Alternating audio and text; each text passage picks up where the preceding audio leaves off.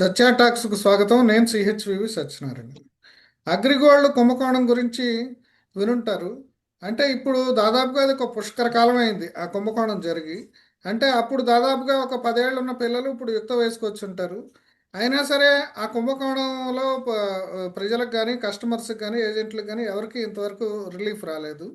అసలు ఈ రకరకాల ఎత్తుగడలు రకరకాల కోర్టు లిటికేషన్స్ తోటి ఇప్పుడు ఆ కేసులో నిందితులు తప్పించుకుంటున్నారు. ఇప్పుడు దానిపై ఒక నిరంతరంగా పోరాటం చేస్తున్న ముప్పాళ్ళ నాగేశ్వరరావు గారు, ఆయన సిపిఐ కేంద్ర కమిటీ సభ్యులు, అట్లాగే AgriGold customers and agents welfare association గౌరవాధ్యక్షులుగా ఉన్నారు. ఆయన అడిగి అసలు ఈ కుంభకోణం పరిస్థితి ఏంది, అసలు కనీస ఆ, సమీప ఆ, సమీప కాలంలో అసలు వాళ్ళకి ఏమైనా రిలీఫ్ దొరుకుతుందా, ఈ విషయాలన్నీ తెలుసుకుందాం. నమస్కారం అండి నాగేశ్వరరావు గారు. నమస్కారం దర్శన గారు. అదండి, ఇప్పుడు అసలు ఈ కుంభకోణం గురించి నిజానికి ఈ తరానికి తెలియదు. ఎందుకంటే పుష్కరాలు వస్తున్నాయి, పుష్కర కాలం అయింది కాబట్టి. ఒకసారి ఆ నేపథ్యం చెప్తే ఇప్పుడు వాళ్ళకి కూడా తెలుస్తుంది అది. ఎందుకంటే ఇట్లాంటి స్కామ్స్ పరంపర చాలా జరిగినాయి కాబట్టి రాష్ట్రం. సత్యం గారు నమస్కారం అండి. మీ సత్య టాక్ ద్వారా ఆంధ్రప్రదేశ్, తెలంగాణ, కర్ణాటకతో పాటు 8 రాష్ట్రాలలో 32 లక్షల మంది జేబులు కొల్లగొట్టి 7,500 కోట్లు కాజేసిన ఒక అత్యంత కిరాతకమైన ఆర్థిక నేరానికి సంబంధించినటువంటి కేసు మీరు నాతో చర్చిస్తున్నటువంటిది. వీళ్ళు 5 లక్షల పెట్టుబడితో 1995 విజయవాడ కేంద్రంగా ఒక ఆఫీస్ రిజిస్టర్ చేశారు. దానికి సెబీ కానీ రిజర్వ్ బ్యాంక్ కానీ ఇలాంటి అనుమతులు ఏమీ కూడా లేవు. అగ్రి ఫార్మ్ ఎస్టేట్స్ అనే పేరుతో పెట్టి డిపాజిట్స్ కలెక్ట్ చేయడం మొదలు పెట్టారు. అలా ఏజెంట్లని, డెవలప్మెంట్ ఆఫీసర్ని ఒక 10 దొంతలు పెట్టుకొని వాళ్ళందరితోటి వాళ్ళ గుడ్ విల్ ఉపయోగించి వీళ్ళు వేల కోట్లు మొబిలైజ్ చేశారు. ఆ డబ్బును తీసుకెళ్లి రీఇన్వెస్ట్మెంట్ చేసి ఒక 24,000 ఎకరాల భూములు ప్రజెంట్ ప్రభుత్వం హఠాత్ చేసి ఉన్నాయి. లక్షలాది చదరపు గజాల విలువైన అర్బన్ ఇళ్ల స్థలాలకు పనికొచ్చేటువంటి కీలకమైన ప్రాపర్టీస్ ఉన్నాయి. నేషనల్ హైవే చినకాకండ వద్ద హాయ్లాండ్ అనే ఒక 80 ఎకరాల్లో ఒక థీమ్ పార్క్ పెట్టి ఒక పెద్ద కాస్ట్లీ సుమారు ఒక 1000 కోట్లు చేసే ఇన్వెస్ట్మెంట్ అక్కడ పెట్టారు. తర్వాత యారాడ విశాఖ దగ్గర అక్కడ ఒక అద్భుతమైన ఒక టూరిస్ట్ సెంటర్ ని డెవలప్ చేశారు. ఇలాంటివి చాలా చోట్ల చేయడం ద్వారా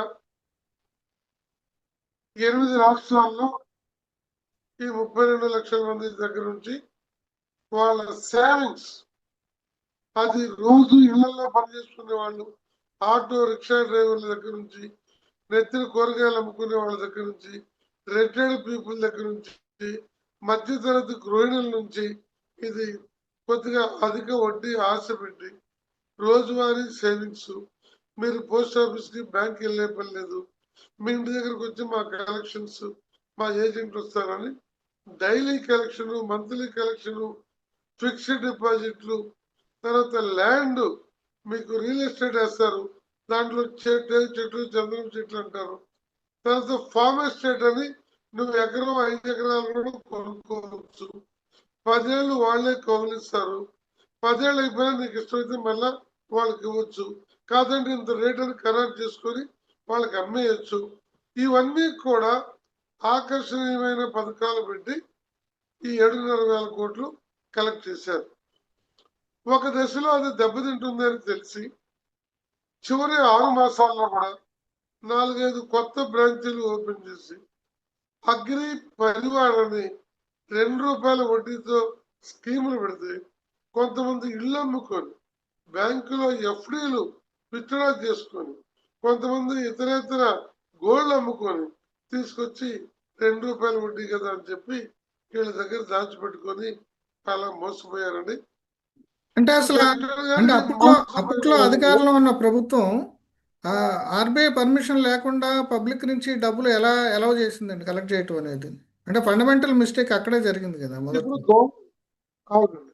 దీంట్లో స్టేట్ గవర్నమెంట్ కానీ, ఆ తర్వాత వచ్చిన గవర్నమెంట్ కానీ, సెంట్రల్ గవర్నమెంట్ కానీ సెబీ నోటీసులు ఇచ్చినా కూడా దానికి రియల్ ఎస్టేట్ పేరుతో టెక్నికాలిటీస్ అడ్డం పెట్టుకొని వాళ్ళు తప్పించుకున్నారు. ప్రభుత్వాలు కూడా దీని మీద లోతుగా అధికారులు దృష్టి పెట్టలేదు. ప్రభుత్వం అధికారుల వాళ్ళు నిఘా విభాగాల వైఫల్యం ఇంతమంది ఈ నిలువు దోపిడీకి గురవడానికి దారితీసింది. అసలు ఇప్పుడు కేసు తర్వాత ఏమైందంటే చెప్పండి చెప్పండి. ఆ, అసలు ఇప్పుడు కేసు ఇప్పుడు పరిస్థితి తర్వాత ఏంటండి? ఏమైందంటే 12 నుంచి లేటెస్ట్ పోరాడుతున్నారు కదా మీరు, అసలు కేసు పరిస్థితి ఏంటి?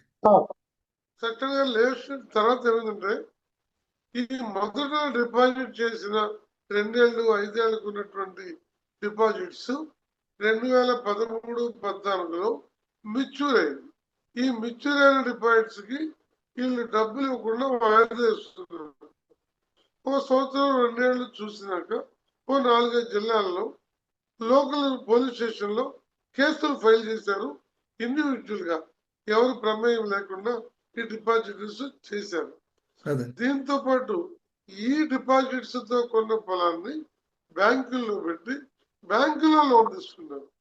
అలా బ్యాంకులకు 700 కోట్లు, ఈ మెచ్యూర్డ్ అయిన డిపాజిట్ ఒక 500 కోట్లు, మొత్తం 7,500 కోట్లు ఇవి రావు అని డౌట్ వచ్చినాక 2015-14 చివరిలో కొన్ని వందల మంది వెళ్ళి కంపెనీ మీద అటాక్ చేశారు.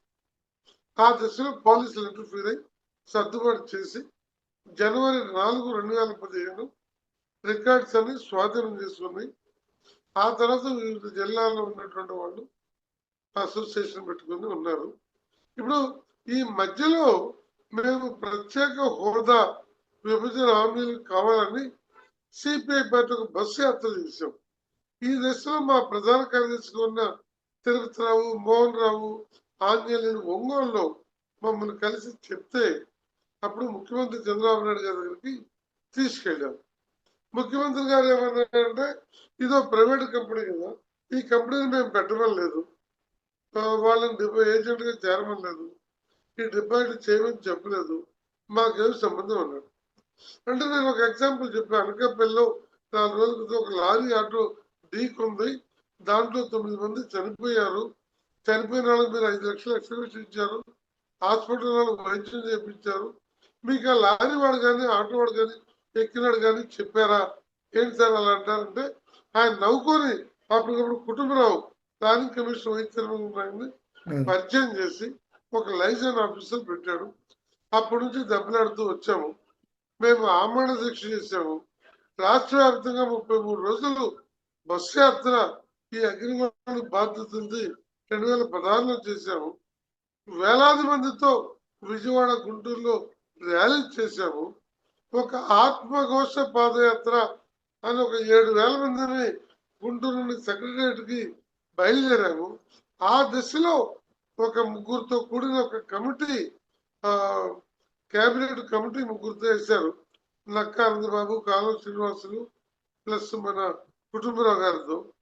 పొద్దున్న 6 గంటలకే నక్కా ఆనందబాబు నిరాహార దీక్ష శిబిరానికి వచ్చారు. ఆ నుంచి మమ్మల్ని ముఖ్యమంత్రి గారు తీసుకెళ్లారు.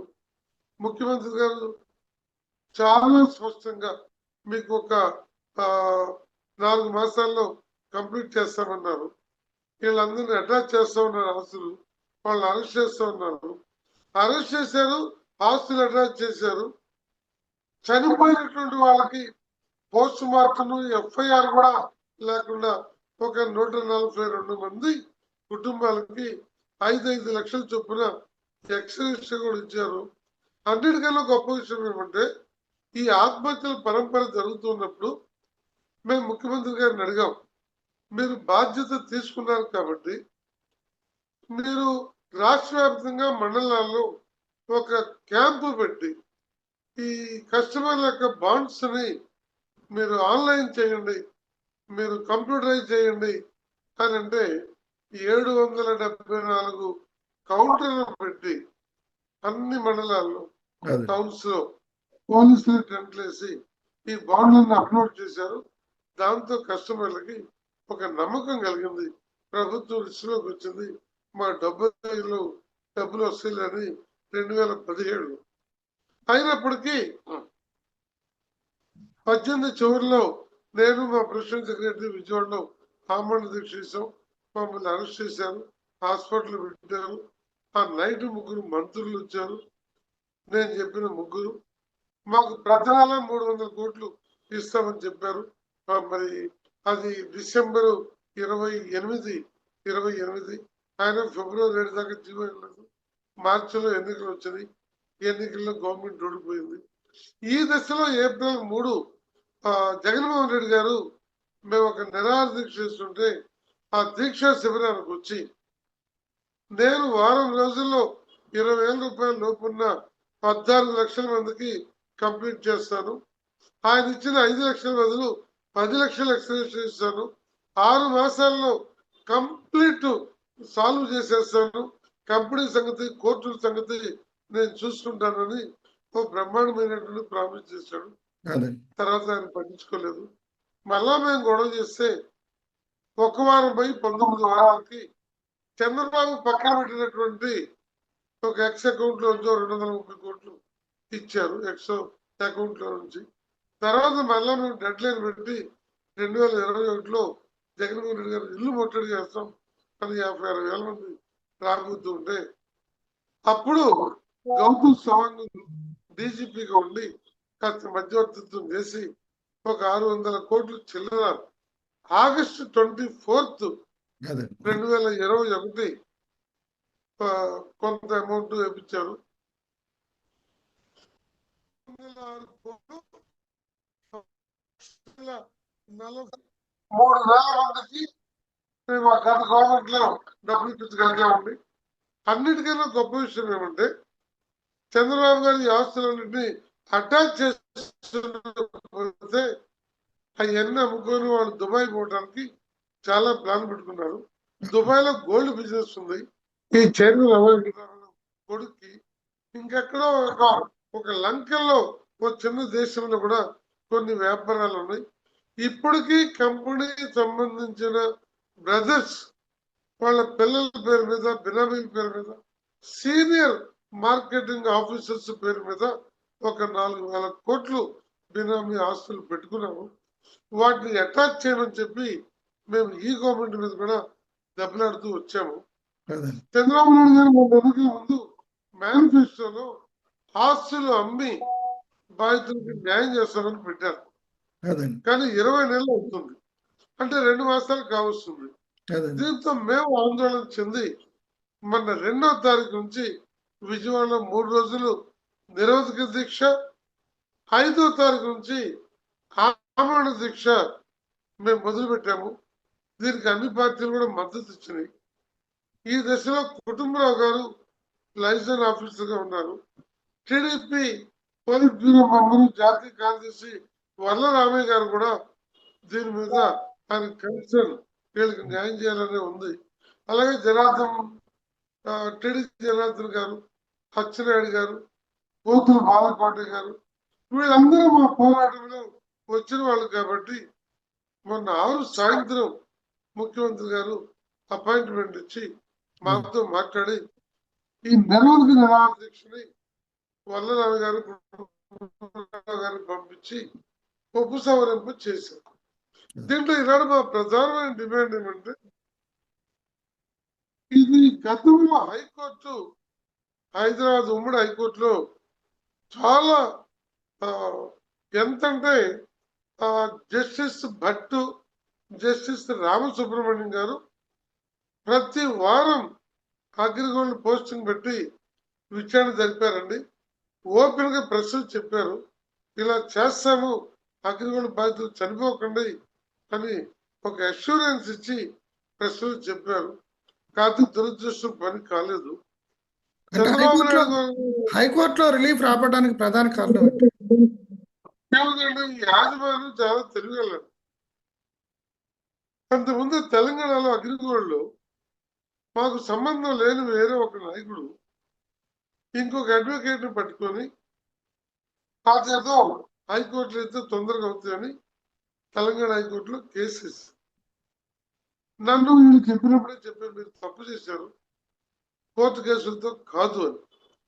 ఆ కేసు కోర్టు లిటిగేషన్ లో పెట్టి ఒక దిశలో మీకు జీటీవీ అతని పేరు నాకు గుర్తురాట్లేదు, దాని ఎండి అదే. మాజీ బీజేపీ పార్లమెంట్ మెంబర్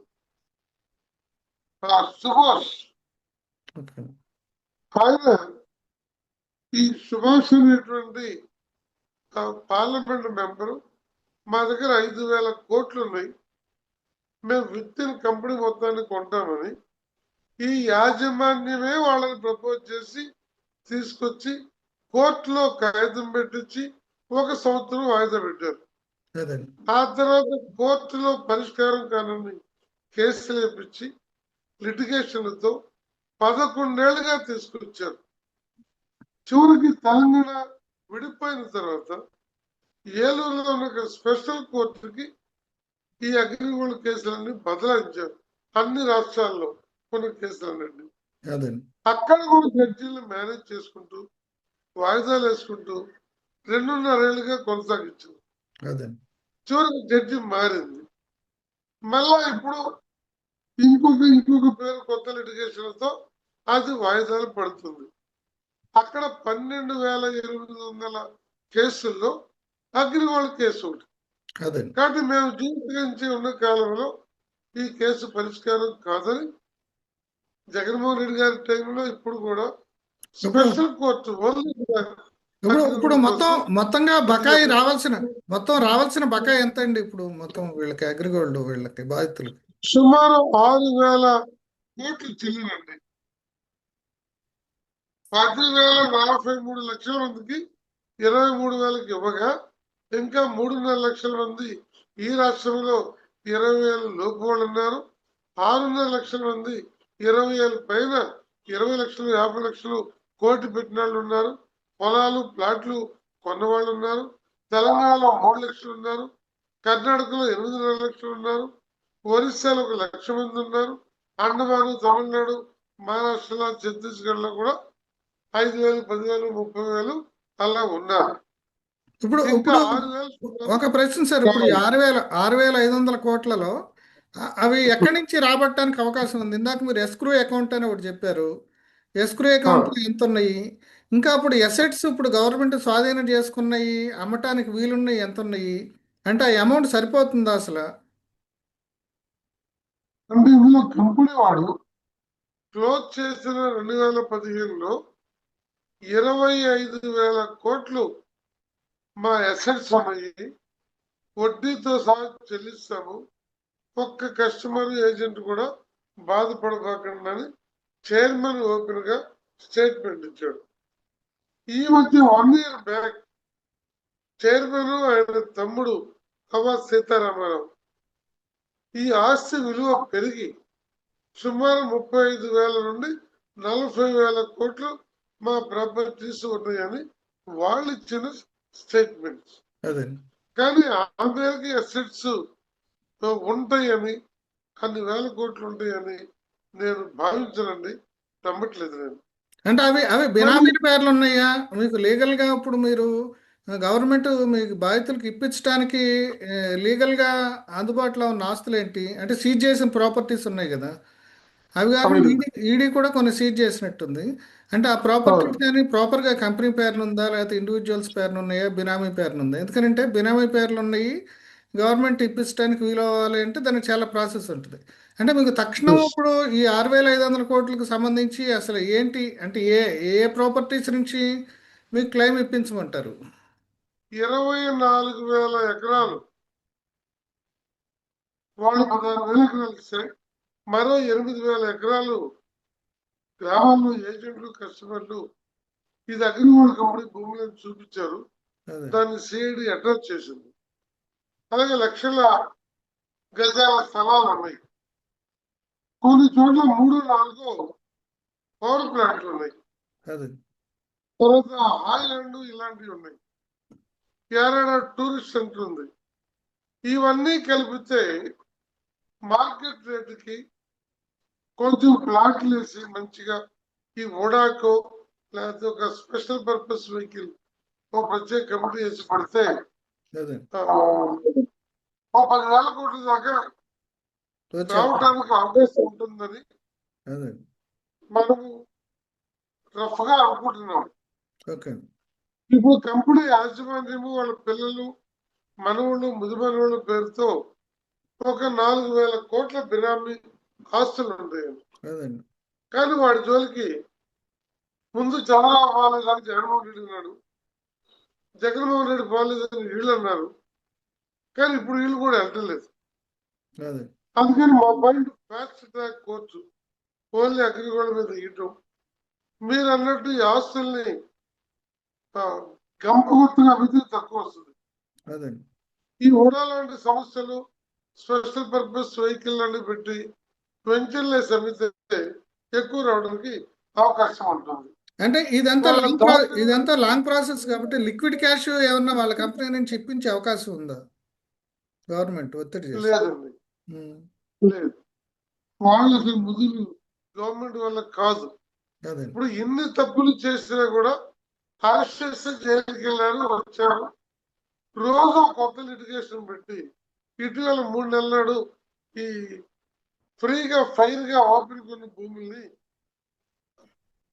అటాచ్ చేసిన ప్రాపర్టీస్ సిఐడి చీఫ్ డీజీ పేరు మీద మ్యూటేషన్ చేయించారు. సుమారు ఒక 4,000 ఎకరాలు మ్యూటేషన్ చేయించారు ఆక్షన్ కి ప్రిపేర్ చేయడానికి. అదే వీళ్ళు హైకోర్టుకి వెళ్ళి స్టే తెచ్చారు. స్టేని వెకేట్ చేయాల్సిన పని ఉంటుంది. ఇలా ఈ 11 ఏళ్ళు లిటిగేషన్ పెట్టారు. గవర్నమెంట్ అంటే భయం లేదండి. అదే ఇప్పుడు గత గవర్నమెంట్ లాగా అంటే లాలూచి అంటే ప్రభుత్వాలతో కానీ ప్రభుత్వ అధినేతలతో కానీ లాలూచి ఏమైనా ఉందంటారా కంపెనీకి? అంటే లాలూచికి స్కోప్ లేదండి. ఇప్పుడు గట్టిగా ఉన్నారు, మరి ఆస్తులు కాన్ఫిస్కేట్ చేశారు. కోర్టు స్పెషల్ కోర్టు మీద హైకోర్టుకి రాశారు. ఓ మంచి సిఐడి డెఫినెట్ టీము 34 మంది ఒక టీం ఏమైనా అడుగుతున్నాము.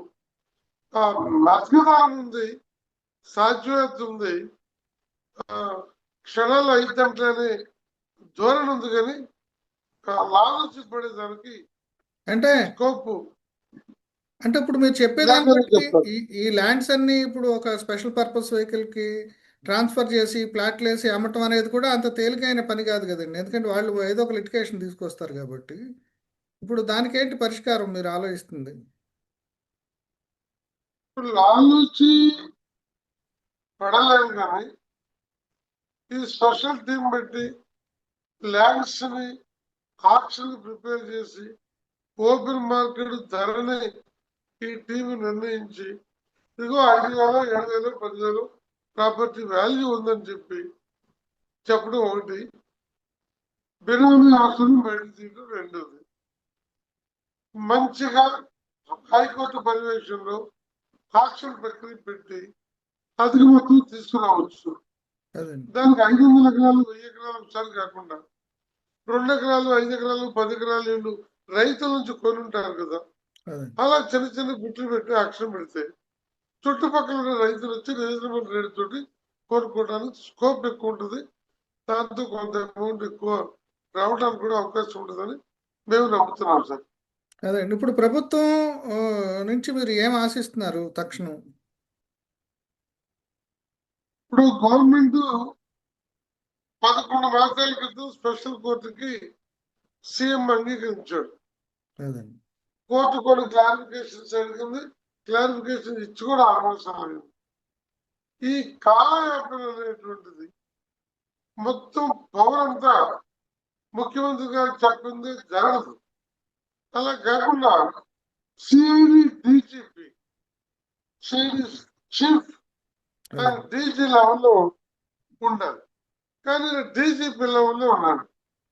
కానీ ప్రతి సంతకానికి అటు ఇటు తిరగకుండా ఈయనకే జీవోలు ఇచ్చే అడిషనల్ సెక్రటరీ హోదా ఇచ్చి పర్యవేక్షణ పైవాడు చేసి నువ్వు 6 నెలలు అమ్మాలి చేయాలి అని కనుక సిఐడి డీజీపీ మీద పెడితే యుద్ధ ప్రాతిపదిక మీద పనిచేయడానికి ఒక 5 నెలలు డబ్బులు ఇవ్వడానికి కూడా ఆక్షన్లు జరపడానికి అవకాశం ఉంటుంది. అదే. ఇప్పుడు అసలు ఈ కేసులో ప్రధాన కల్పిరిట్స్ ఎవరంటారు?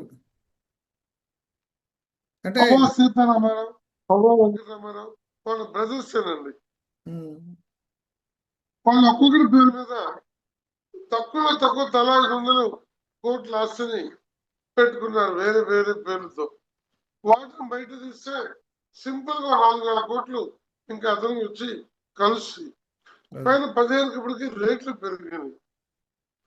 ఇప్పుడు ఇన్ని వేల కోట్లు ఉన్నాయి అని చెప్పి ఇప్పుడు ఇన్ని వేల కోట్లు దీనికి వస్తాయని నిలేసే ప్రయత్నము, దాన్ని మరో కేసు కట్టే ప్రయత్నము, భయపెట్టే ప్రయత్నము ఈ ప్రభుత్వం చేయకపోవటం కూడా ఒక లోపభూయిష్టమైనటువంటిది.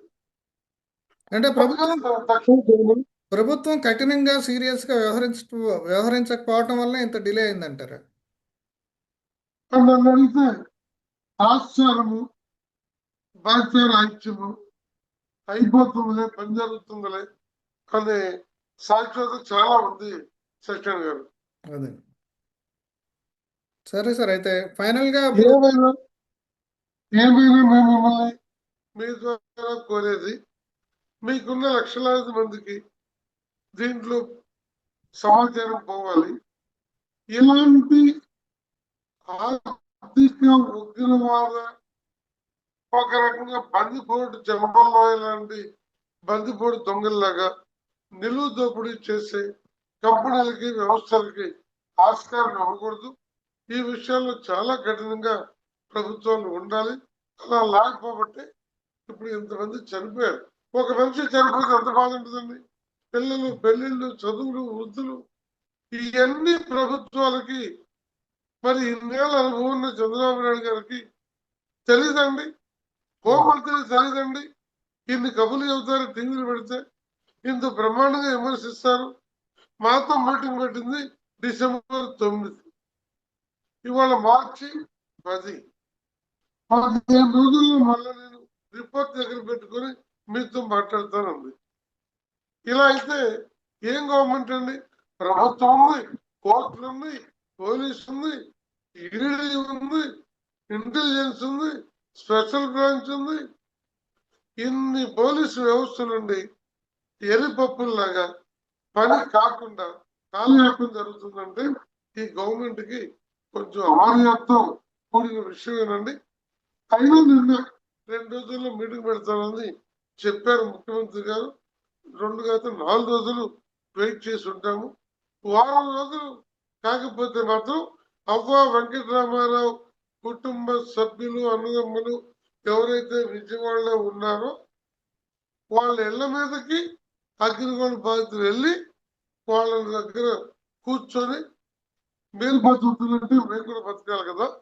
ఒక్కొక్కడు 2 కోట్ల పాలరాతి భవనాలు, 2-3 కోట్ల కార్లు, బాధితులు ఆత్మహత్యలు. అందువల్ల బాధితులందరూ కూడా చైతన్యవంతమై ప్రభుత్వం మరోసారి ఫెయిల్ అయితే 6 మాసాల్లో క్లియర్ గా ఒక దాన్ని తీసుకురాకపోతే ఈసారి ఊహించినటువంటి పరిస్థితి ఉంటుంది. యుద్ధ భూముల్లోని ఆత్మహత్యలు, ఆకలి చావులు, సూసైడ్లు ఇవన్నీ కూడా జరిగే పరిస్థితి ఉందండి. అందుకని మీలాంటి టీవీ ఛానల్స్ మేధావులు ఈ ఉద్యమానికి మరింత మార్గం నిర్దేశం చేసేటట్టుగా తోడ్పడాలని కోరుతూ మీకు ధన్యవాదాలు తెలియజేస్తాను. ఓకేనండి, మీ మీ ఉద్యమం త్వరలో సఫలం కావాలని, బాధితులందరూ కూడా రిలీఫ్ రావాలని చెప్పేసి కోరుకుంటున్నానండి. థ్యాంక్ యూ అండి. నమస్తే. Thank you.